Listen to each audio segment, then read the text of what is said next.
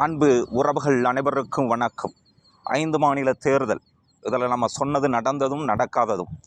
5 மாநில தேர்தலில் அசாமில் பாரதிய ஜனதாவே ஆட்சியை கைப்பற்றும் என்று சொன்னோம். அசாமில் தனி மெஜாரிட்டியோடு ஆட்சியை கைப்பற்றினார்கள். கேரளாவில் காங்கிரஸ் அதாவது என்னென்னா கம்யூனிஸ்ட் கட்சி பதவியை விலகும், காங்கிரஸ் கட்சி வெற்றி பெறும்னு சொல்லியிருந்தோம். அதுவும் நடந்து முடிந்தது. அதே புதுச்சேரி மாநிலத்தில் என்ஆர் காங்கிரஸினுடைய கூட்டணி என்று சொல்லக்கூடிய அமைப்புகள் தான் ஆட்சியை கைப்பற்றுவார்கள் என்று சொன்னோம். அதுவும் நடந்தது. சரி, தமிழ்நாட்டில் ஏன் நடக்கலை? நீங்கள் நல்லா புரிந்து கொள்ளணும். தமிழ்நாட்டில் ஐயா ஸ்டாலின் அவர்களையும் எடப்பாடியார் அவர்களுடைய தனி நபர் கணிப்பத்தை நம்ம கொடுத்துருந்தோம். அந்த பதிவில் நீங்கள் நல்லாவே பார்த்துருக்கலாம். அந்த வகையில் நம்ம சொல்லியிருந்தோம், ஸ்டாலின் அவர்களும் திமுகவும் பதவி இழக்கக்கூடிய சூழல் வரும், ஆட்சி இழக்கக்கூடிய சூழல் வரும். அதே மாதிரி எடப்பாடியாருக்கும் இவருக்கும் ஸ்டாலின் அவர்களுக்குமான சாதகத்தை நாம் ஒப்பிட்டு பார்க்கும் பொழுது அவரை விட இவருக்கு சிறப்பாக இருக்கிறது தனிநபர் கணிப்புத்தான் என்று சொல்லியிருப்பேன். அந்த வகையில் எடப்பாடிக்கும், அதாவது ஸ்டாலினுக்கு நிகரான ஒரு ஆற்றல் உள்ளவராக நம் எடப்பாடியை தான் பார்க்க முடியும். அப்போ ஸ்டாலின் குளத்தூர் தொகுதியில் படுதோல்வி அடைகிறார். அது பதவியும், அதாவது இப்போ சட்டமன்ற உறுப்பினராகவும் இல்லை, அதற்கு அடுத்து என்னென்னு கேட்டிங்கன்னா ஆட்சியிலையும் இல்லை. அப்போ இது ஒன்று நடந்தது. சரி, இதற்கு நேர் எதிராக இருப்பவர் யார்? எடப்பாடி பழனிசாமி. அவர்களை வைத்து பார்க்கும்போது அவருக்கு சிறப்பாக இருக்கிறதுன்னு சொல்லியிருந்தோம்.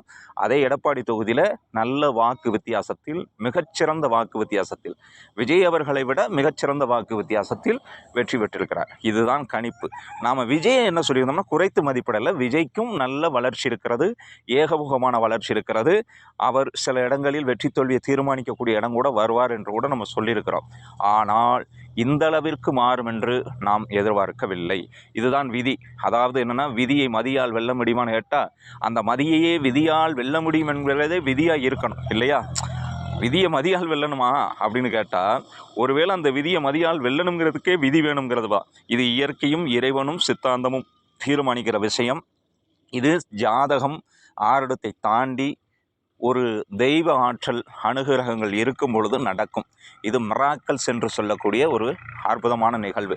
இருந்தபோதிலும் நான் இப்பொழுதும் சொல்லுகிறேன், அதிமுகவினுடைய தயவில்லாமல், இல்லை மத்தியில் இருக்கக்கூடிய பாரதிய ஜனதாவினுடைய தயவில்லாமல் திரு விஜய் அவர்கள் ஆட்சி இங்கே அமைக்க முடியாது. இதுதான் உண்மை. அப்போ நம்ம சொன்ன கணிப்பு உறுதியாக நிறைவேற வேண்டிய சூழல் வரும். ஏன்னா 107 சீட்டை அண்ணன் விஜய் அவர்கள் பிடித்திருக்கிறார். அவருக்கு என்னுடைய வாழ்த்துக்கள்.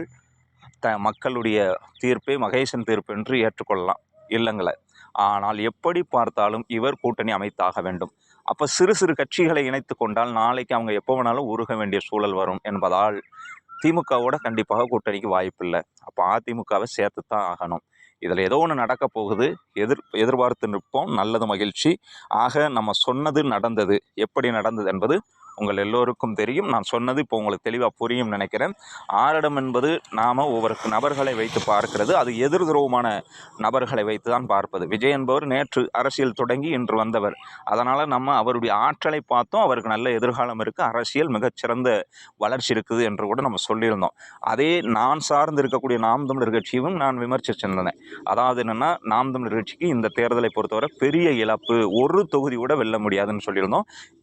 அதாவது அண்ணன் சீமான் உட்பட. அப்போது இதையெல்லாம் சொல்வதற்கு ஒரு தைரியம் வேணும், சரியா? நான் ஒரு அமைப்பில் இருக்கிறவங்க கண்டு என்னுடைய அமைப்பு தான் ஆட்சியை கைப்பற்றும், என்னுடைய அமைப்பு தான் வரும் என்று சொல்லவே இல்லையே. பெரிய இழப்பு 234 தொகுதியிலும் நாம் தமிழர் கட்சி சந்திக்கும்னு சொல்லியிருந்தேன். நடந்து முடிந்தது.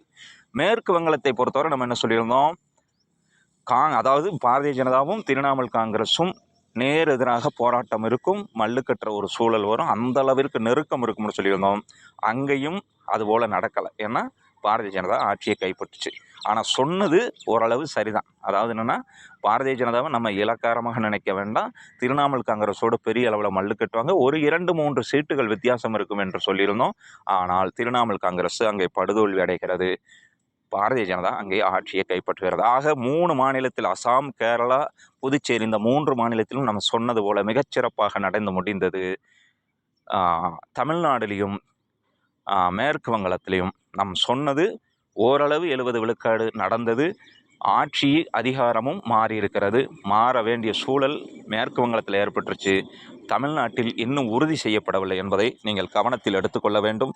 வாழ்க வளமுடன், சுகமே சொல்க. நல்லது.